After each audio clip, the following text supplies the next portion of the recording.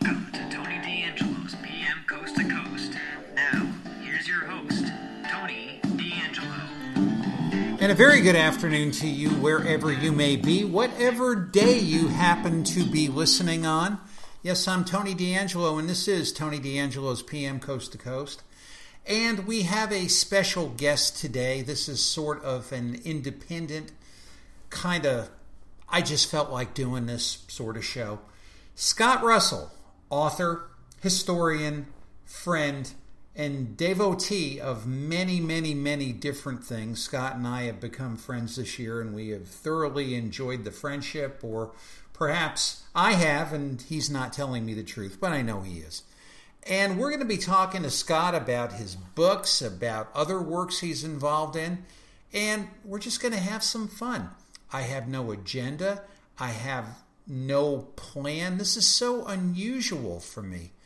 But, it's just something I wanted to do. But one of the things I wanted to tell you is I really, really, really think that you guys are really incredible fans and listeners. And, wherever I go, I was traveling out of state last week, and people were telling me, I really, really, really enjoy the shows, and I can't tell you how much that means to me. There was a man years ago in Miami Beach, he used to say, he had the greatest audience in the whole world. Well, as far as I'm concerned, I've got a better one, but I'm going to use this man, and I'm going to use his song to say what I feel about you. We'll be back with Scott right after a retromercial, and you guys are a dandy bunch, let me tell you. Coming right back at you. If I may, I'd simply like to say you're a dandy bunch. Yes, sirree, you're nice as you can be.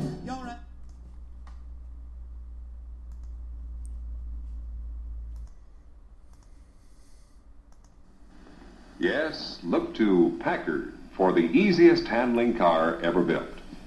This brilliant new 53 Packard all but drives itself, thanks to 3 Packard advancements for easier car control. 1, Packard Power Steering. Packard has the only power steering that acts directly on the front wheels, and it supplies 80% of the force needed to turn them. 2, Packard Ultramatic Drive. Another Packard first in super smooth performance, complete dependability, and control. 3, Packard Power Brakes. Proved in thousands of motoring miles to give you faster, easier stops. Remember, your Packard dealer features 2 great lines.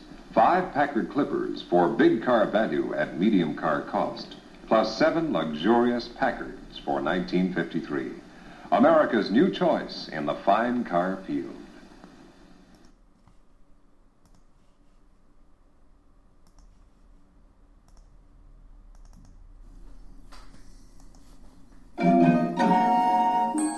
Attention, oh Captain Video, am I coming through out there to all the stations along the line? Scott Russell, right after this interlude.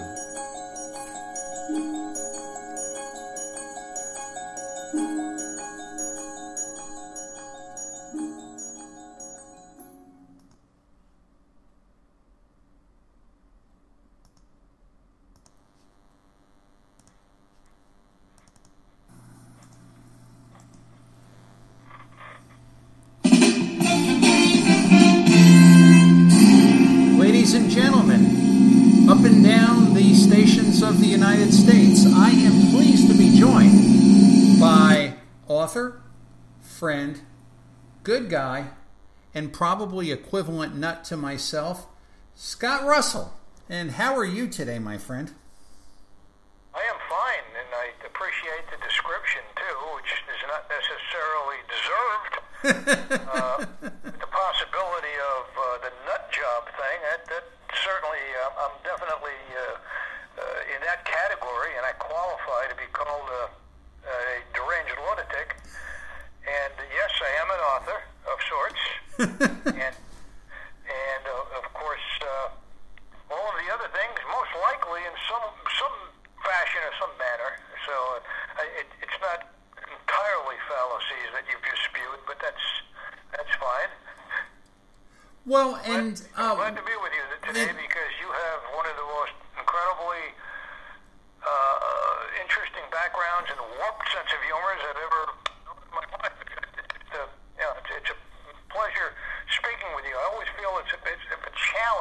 when I'm communicating with you to see which one of us can come up with a more totally meaningless analogy to life itself. You know, I was, I guess it was about 10 days ago, I was in New York City, and someone had come up to me, this is someone I'd known, who is a devout listener of the show. It's really interesting. It's like Ed Norton on The Honeymooners was absolutely right with his law of the sewer, which I wish I understood better years ago.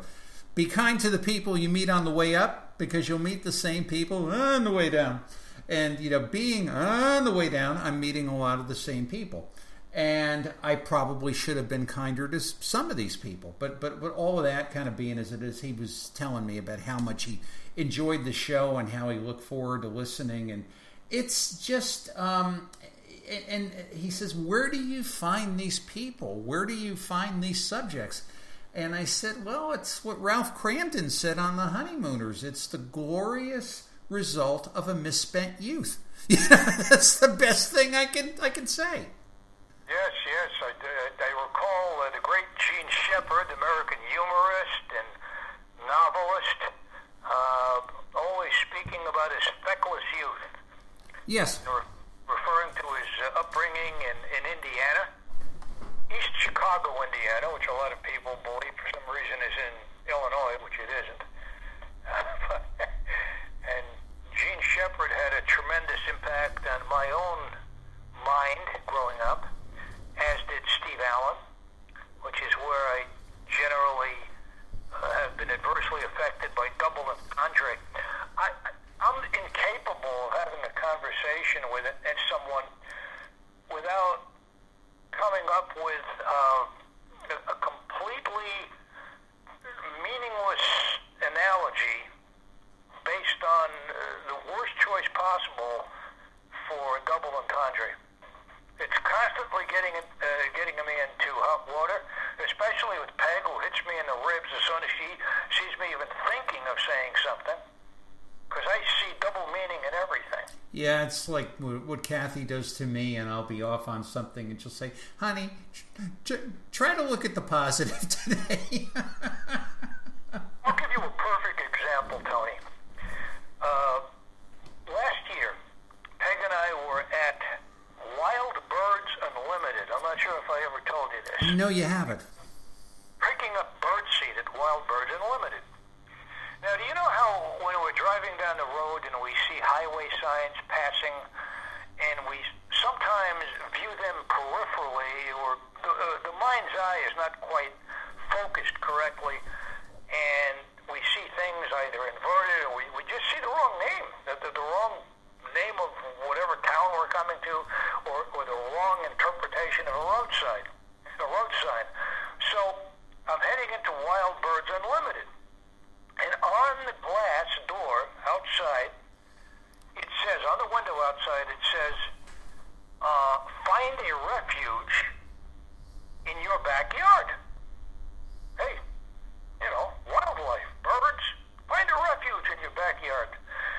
In your own backyard. Well, I didn't quite read it that way. And I started laughing hysterically. And Peck says, now what are you doing? And I said, I just read it as find a refugee in your backyard. I can't stop laughing. And of course, Peg, let's see. I'm trying to think of a perfect analogy for Peg. Got it. Do you remember, some of you might remember, Louis Prima, the band leader, and his songstress wife, Keely Smith? Oh, I'm a huge Keely Smith fan. Yeah, well, he was jumping around the stage like a, absolute deranged lunatic, and Keely Smith who was of Native American descent, I believe, was just standing there like, silent and stoic and not moving and seemingly without any emotion at all. That's Peg and myself. Mm-hmm. So, she's so calm about everything, truthfully, which is, I guess, why we've been married for close to 35 years. Well, at any rate, I'm laughing hysterically, and I cannot stop laughing all the way home from Wild in your own backyard. I finally calmed down. We're pulling into our driveway when one of my neighbors, a wonderful, wonderful gentleman named VJ, is walking up the block. VJ and Elu are brilliant, brilliant people who were born in India.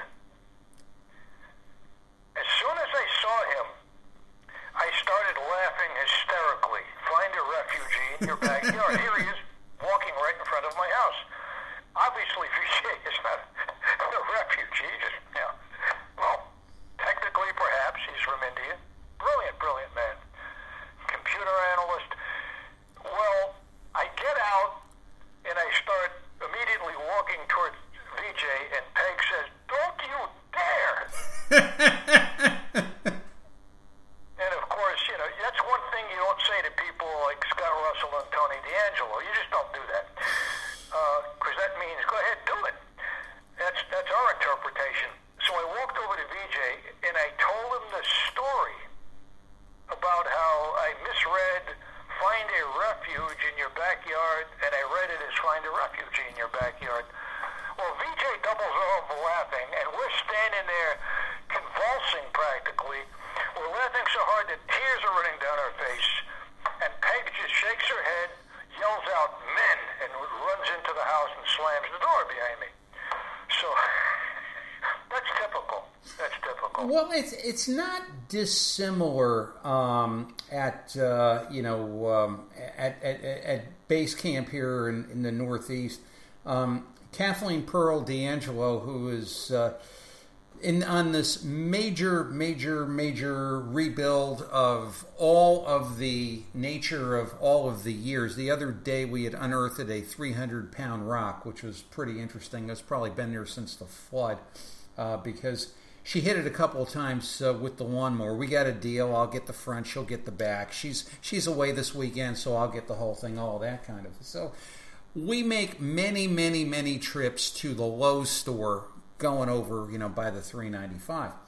And, we've become old friends there, and we are well received, and for all I know, we're paying a few salaries over there. So I'm coming down in the garden shop, and there is a man, a very pleasant man, with stacks and stacks and stacks and stacks of peat moss.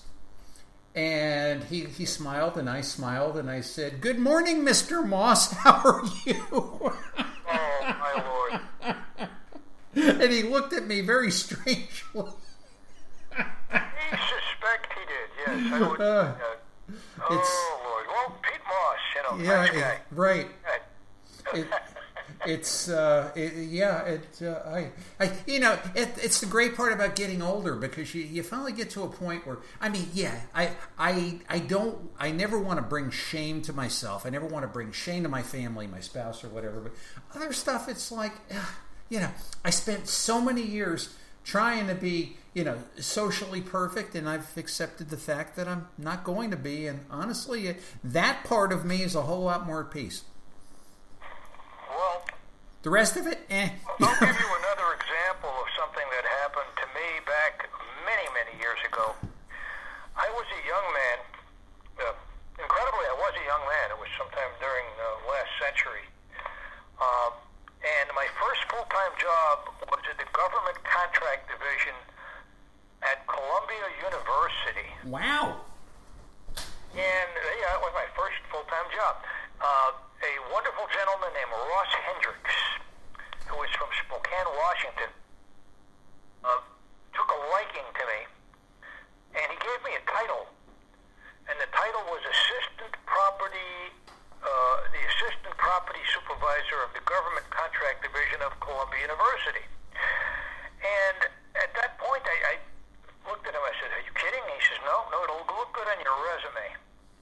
And I suppose it looked good on my resume. Well, one evening at Columbia University, we had a mixer, what they called a mixer, with the young women from, was it Barnard? Barnard, yeah. Yeah, Barnard College. And I had a friend who was an undefeated wrestler on the Columbia University wrestling team, named Steve. And he was attempting to take this thug from the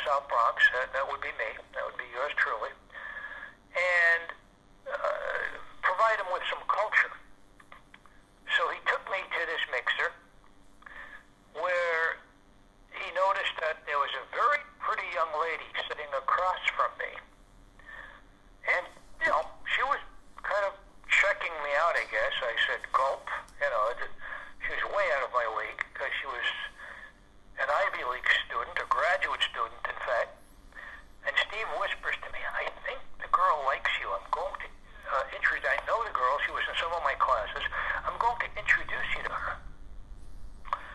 I said, fine, fine. I gulped. And Steve said, I'll preface this by telling you, I'll inform you that this young lady just returned from Europe where she was a graduate student.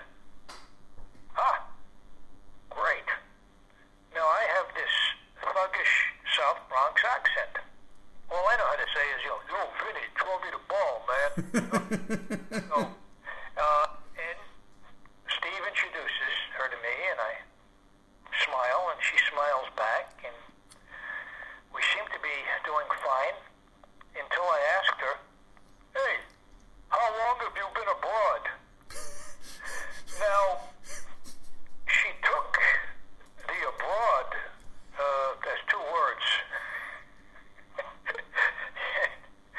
How long have you been abroad? When I found out she was in Europe all summer, I just kind of figured that I'd ask her, how long have you been abroad? Mm-hmm. She obviously did not stick around with me that much longer that evening. Steve came over to me and asked, what happened there? He says, I think there was a misunderstanding. Yeah, so how long have you been abroad? Later on, another young lady approached me at that mixer. Now, I didn't smoke, but back in the 1960s, practically everyone smoked. Oh, yeah. It was right. And I did not smoke, but this young lady, lovely brunette, walks over to me and said, offers me a cigarette. I accepted it, and I ate the cigarette. I figured, hey, I was already humiliated from the other yet. I might as well continue on with my self-degradation of sorts. But, so as you can see, Tony, we're very much alike in so many ways, and so much different in so many ways also. Yeah, no, that's pretty interesting stuff. But in this, whatever you want to call it, in your life experience, you've been moved to write and write great work. And why is that? How is that? You know, what causes that? What gives you the juice to do it? My motivation, basically, is I've always been a person who commits himself entirely to whatever it is I'm interested in at the time. When I first came to Massachusetts from New York, being a huge baseball fan, I decided to start compiling baseball statistics. And I'm afraid that I am responsible for this current incredible stupidity going on with these modern-day analytics. I was literally the first person, way before Bill James, to introduce these really strange statistical analysis. Mm-hmm. And the reason for that is simply because I was bored, and that's what I decided to do. Well, one day, when I came to Boston, I befriended a very eccentric southpaw pitcher from the University of Southern California who pitched for the Red Sox and Expos, Bill Spaceman Lee. We hit it off. We became great friends. We still are. And one day, I noticed that he was kind of getting his ass kicked, truthfully, by some teams when he was pitching on artificial turf because he was a ground ball pitcher and the ball was shooting through the hole. Mm-hmm. So I started doing statistics on artificial turf. I had no motive other than to prove why my friend was not faring too well at certain ballparks, but I expanded the study to include all pitchers in the major leagues and all hitters in the major leagues. Next thing you know, Peter Gammons of the Globe is printing these studies that I compiled in both the Boston Globe and the Sporting News. I literally predated, this is 1973, Bill James and any of these other guys who are now, and so it's my fault, and I accept full responsibility because today we're assaulted with these stupid statistics What is the batting average of a Portuguese pitcher pitching in 42-degree temperatures with the wind blowing out of the northeast at 42 miles an hour on Thursday afternoons? It's become that absurd. You can't even enjoy the game anymore. Right, and then we bifurcate that. Responsibility for that, but I also blame Gammons for taking me seriously.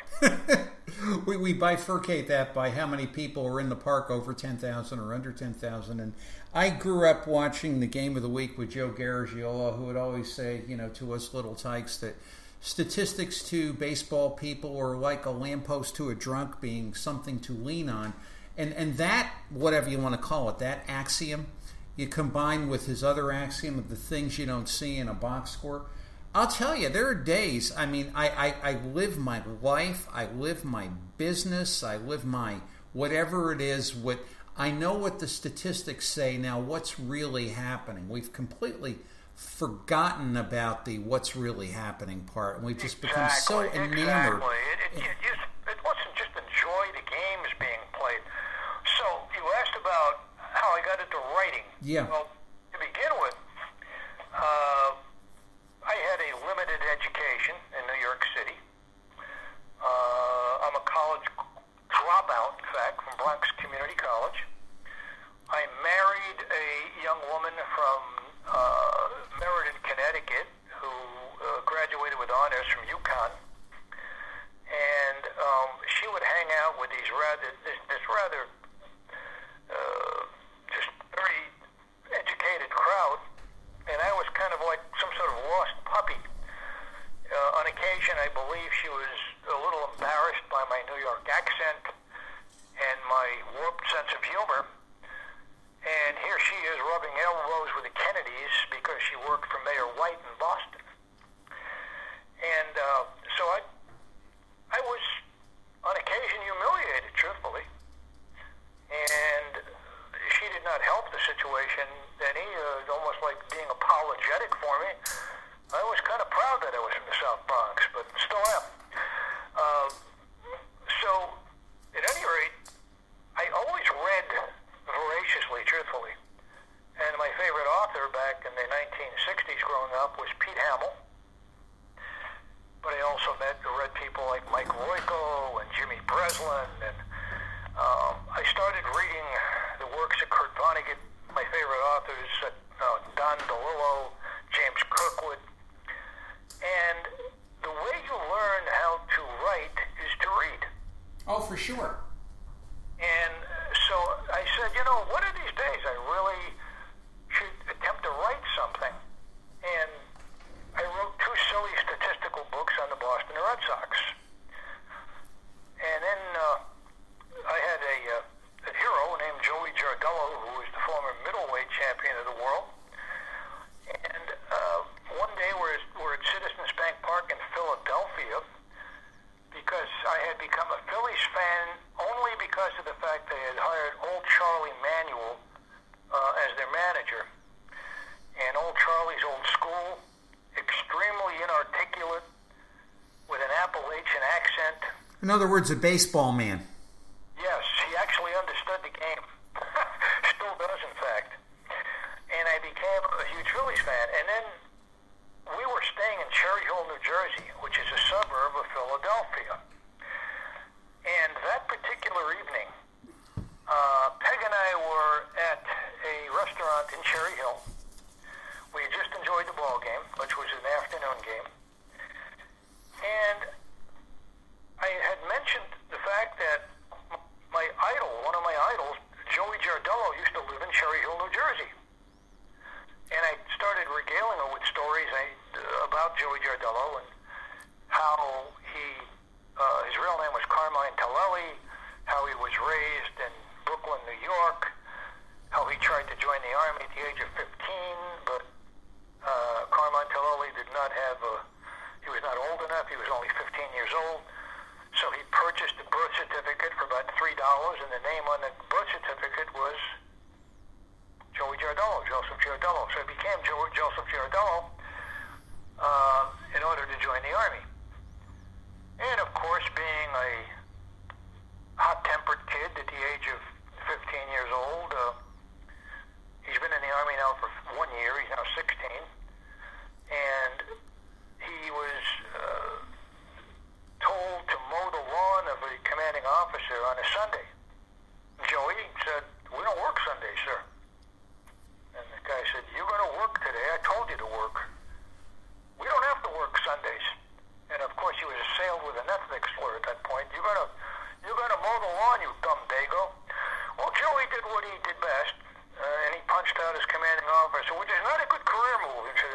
No, I do understand that. And he went AWOL. So he travels to Philadelphia. The reason I'm telling you this is because when I told Peg this story, she said, you know, you should do a book on Joey Giardello. I said, son of a gun. So we're sitting in the restaurant. And I said, when we get back to the hotel room, I want to look up the name Torelli because he lives here. And I took down the number, but I was not going to call him from Philly. I was going to wait till we drove back to Massachusetts to call him. And my cat sitter, when we're away, always piles the newspapers up on the kitchen table in a box. And I was back for about 2 hours. When I'm flipping through the newspaper, I look in the obituary section of the Boston Globe and I see Joey Giardello. Huh. And I said, oh my God. While we were in Philadelphia enjoying ourselves, my hero was lying in an assisted facility. Actually, he was pretty much in hospice at that point, dying. And I waited a full year before I called the family. And the rest is history. I wound up writing that book, Joey. And the more I write, I believe I'm starting to get pretty good at it.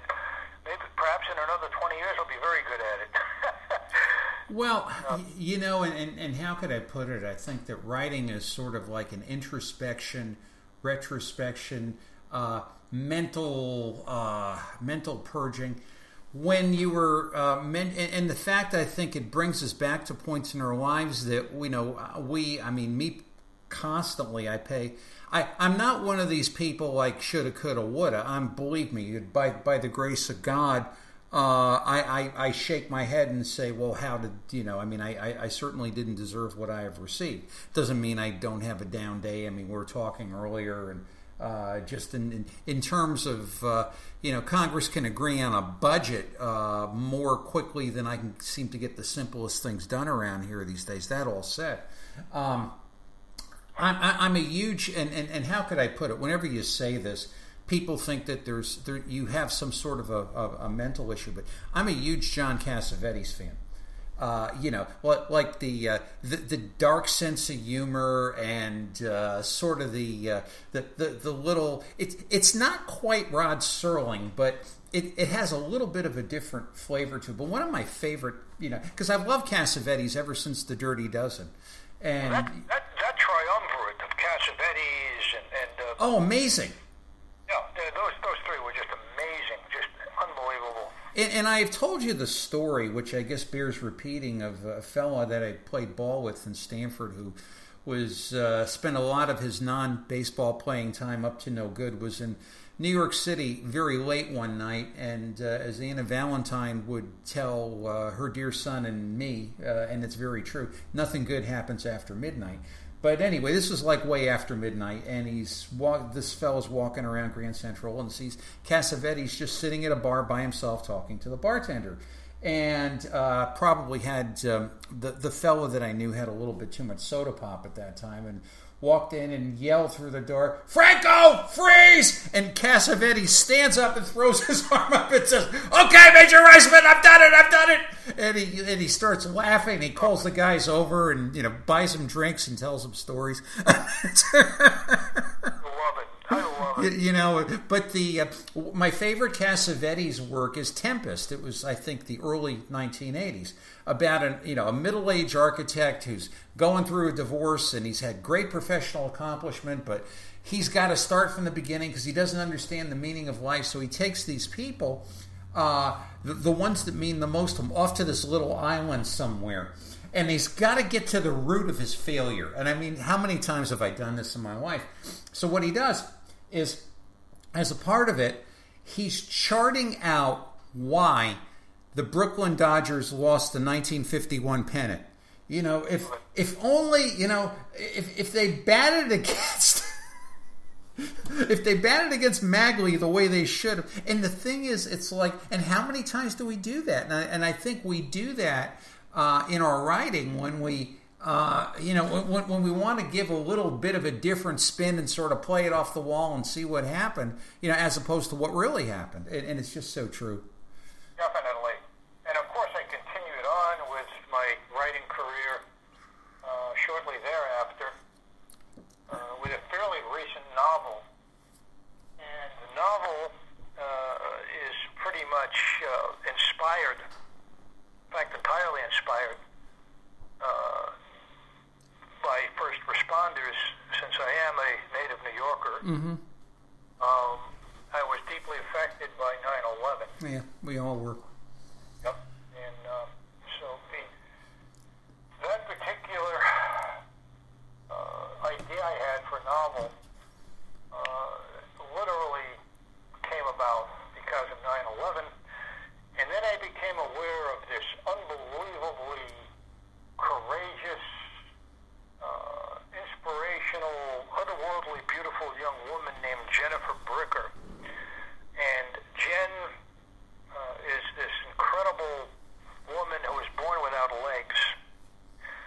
And for some reason, I just put her vision in my mind along with 9/11, and my respect and admiration for the great Pete Hamill, the great journalist, author, writer, novelist from New York City, who I grew up reading. And I said, my God, what a combination that would be, 9/11, Pete Hamill, and Jen Bricker, because I thought that Jen would be a wonderful person to model a character after in a story about 9/11. And so I wrote in a young lady named Jennifer Swanson, and she became the heroine of the tome. And of course, Pete Hamill was a hero of the tome, and as are the firefighters, the first responders. So one day I started working on the story, and I figured I'd make it a brief novel, Pete Hamill style. Now when I say Pete Hamill style, trust me, I'm mentioning myself in the same breath with Pete Hamill, and that's that's like a little leaguer mentioning himself in the same breath with Ted Williams. Yeah, or like Joe Garagiola would say when Musial would ask him for hitting advice, he'd say, Stan, that's like the Pope saying to a rookie cleric, hey, Padre, the holy water's over there. Exactly. So I wrote this story, and I incorporated Pete Hamill as a character in the book, and a character based on the beautiful Legos girl, Jen Bricker, who would be the lead romantic character in the story. And I just put together this story of 9/11, although no one knows it's about 9/11 until the last word of the novel. And it's a story of hope and faith. And I figured at that point, since I had done the work, I should attempt to contact young Jen Bricker. And I told her what I had done and written a novel based on the inspiration that she had given me. And I figured there's no way this young lady's going to get back to me. She got back to me within 5 minutes, but it was what she said that just absolutely blew me away. Jen Bricker got back to me and said, it's truly amazing how much of me you truly see. I was so choked up that I could not respond. Isn't that amazing? And of course, Jen would stand Hollywood and its not-so-respective heads if we could ever transition Prophet's End, and that's the name of the book, PROPHET', End, which is an apolitical book, and despite also the title of Prophet's End, it's not overly religious, although it is, to a certain extent, it pays homage to believers and to first responders and to Pete Hamill.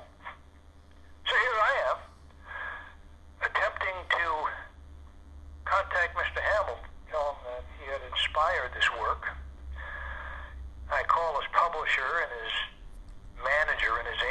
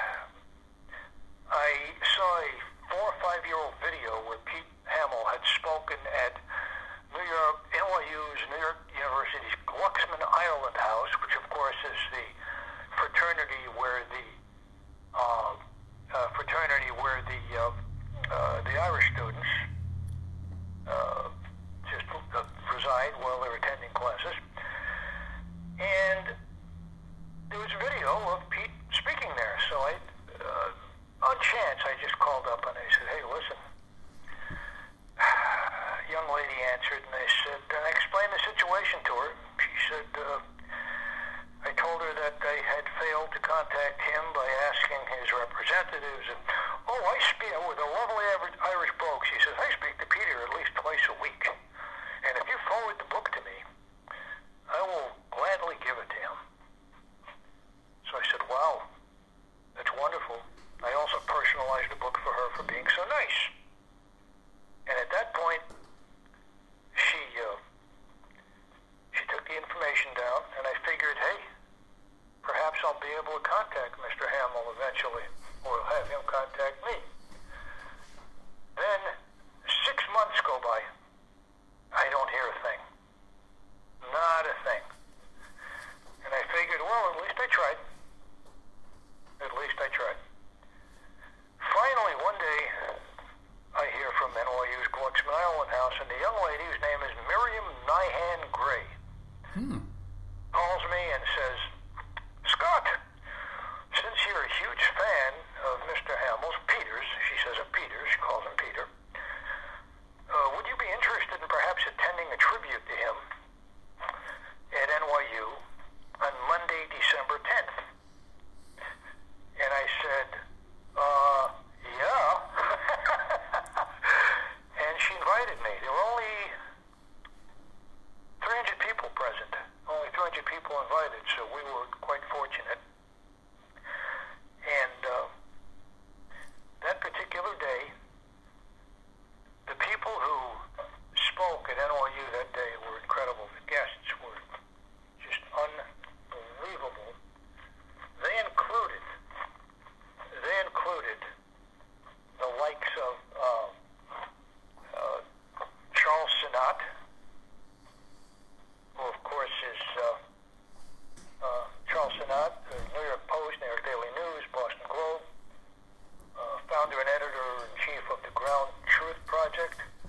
Carl Hyacin was there, longtime columnist for the Miami Herald. Peggy Noonan, who was with the Wall Street Journal for many years and has done several books on American politics, history, and culture. And there was Dennis Hamill, of course, Pete's brother, who was a columnist for the Independent. Dan Barry was there, New York Times, author of 5 books. James McBride, distinguished writer in residence at NYU. Mike Lupica, who no one likes, but it's okay. He was there. Joanna Malloy, New York Magazine, New York Post, New York Daily News. Jim Dwyer, New York Times. Sam Roberts, New York Times. So I was in kind of elite company there, obviously. And I didn't belong there, but, I was just honored. Now, at the end of the evening, during the ceremonies, incidentally, Pete Hamill mentioned the fact that he thought if he was honored at NYU, he'd be in a casket out front. And for that, I realized what had happened because he had told the story of how he was in a coma for about several weeks. That's why they weren't telling me anything. And at the age of 80 years old, he had fallen and broken both hips. Oh, that's terrible. Both hips. Now, here's a gentleman, you have to remember, who literally walked around New York City to cover everything. Anything imaginable. And get this, he covered everything on foot because he didn't obtain a driver's license until he was 36 years old, and even then he didn't drive much. So this injury to him was obviously the most devastating injury possible. And then he mentioned the fact that he was in a coma for several weeks. And so now I knew why everyone was so secretive. Now, after the evening's over, and there's about tribute to him that lasted about 2.5 or 3 hours, Pete got up into the stage in a walker, and Peg and I looked at each other, and we said, eventually he'll be walking on his own. You know it. You can see his determination. So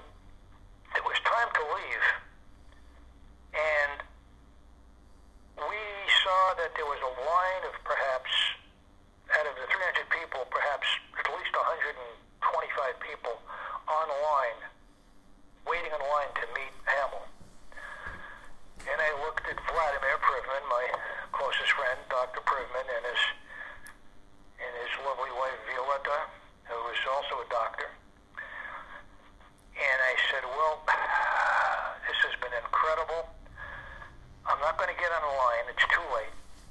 And I don't want to disturb Mr. Hamill, who looks like he should be back in bed, truthfully. And at that point, I told him that I wanted to thank Ms. Miriam Nahan Gray, one of the co-chairs, not co-chairs, she's one of the housemasters at NYU, to thank her for inviting us. So at least I wanted to do that. And I walked up to the podium where she sat, and she sat approximately, I'd say about less than 20 feet away from where Pete Hamill was seated, awaiting to greet the 125 people or so waiting to shake his hand and to say hello to him. And of course, all of these people outranked me, if you know what I mean. I was kind of a low guy in the totem pole.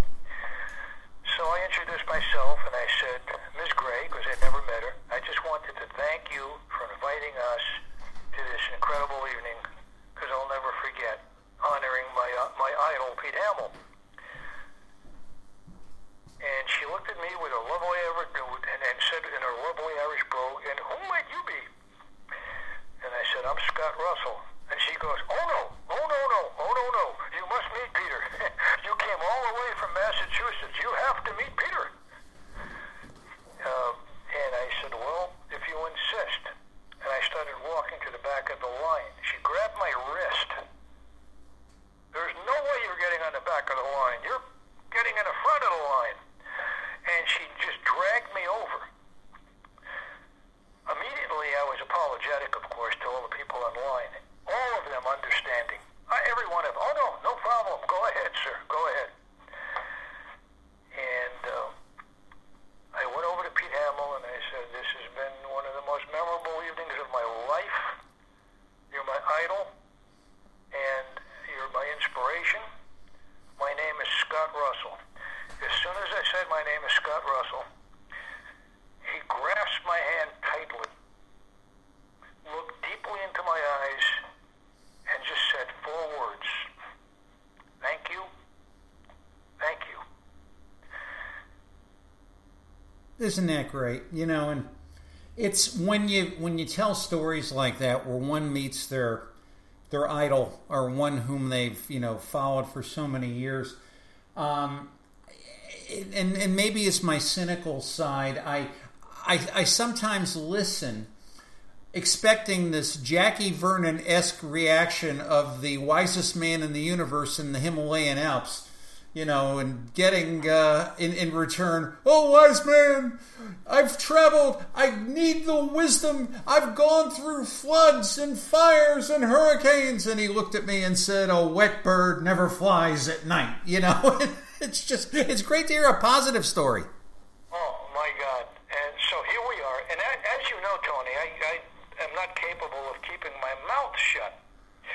However, all the way back to Brooklyn,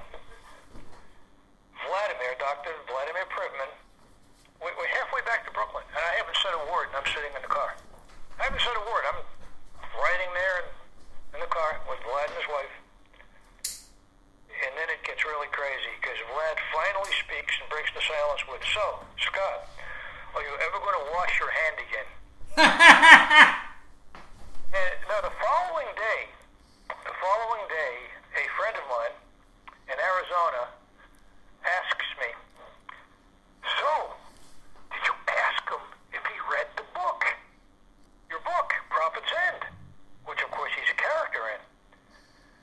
And I said, you're kidding, right? You think I am going to ask Pete Hamill if he read my book? I mean, that's kind of like, Jim Bouton asking Ted Williams, hey, have you seen me hit? Well, I remember Dan Ingram's son, I believe his name is Chris. Many, many people would go up to Dan Ingram and say how he was the inspiration for them getting on radio and wanting to be DJs. And Dan Ingram would shake their hand warmly, look at them in the eye and say, you have my sympathy, son. And Dan Ingram is a legend. Dan Ingram. Yeah. I grew up listening to Dan Ingram and so many great radio journalists who came to have It's an art form today. I can't listen to the radio today. It's so pitiful. It really is. It really is. It's terrible. Look what we're producing right now. Oh, we try. Well, listen, it's been fun chatting as always, and thank you so much. And we'll look for your works in the bookstores, and we'll look for your activity as it goes. And let neither one of us ever be read about in a place where we shouldn't be. And just very briefly before we hang up, right now I'm working on getting a screenplay / novel published. It's called The Scorekeeper, and we're working on it, and it's really close to getting published. Well, let's come back and talk about that soon, my friend. You got it. Thank you so much, Tony. Always a pleasure. Thank you. Same here, and have a great day. You too. Bye now.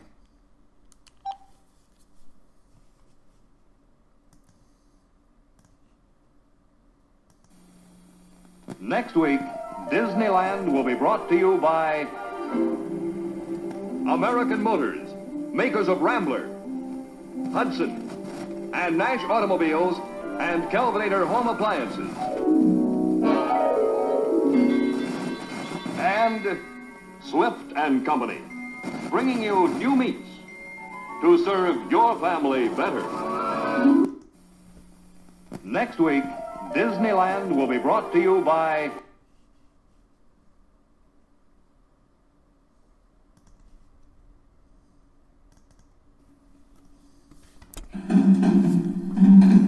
Special thanks to Scott Russell for spending a little time with us this afternoon. Just so much fun to talk to Scott, and you never really know where the journey's going to take you. I've got some words of wisdom for you. Show me a bakery hit by a tornado, and I'll show you Napoleon blown apart. I know, it's got to get better around here, and it will. So, from Tony D'Angelo, everybody here on my team of Tony D'Angelo's PM Coast to Coast, from Scott Russell, and for everybody crazy enough to listen to this show, we'll be back to you real soon with another one of these fun time shows as we go. Take care, everybody. God bless. Have a wonderful day. We'll talk to you soon. Bye now.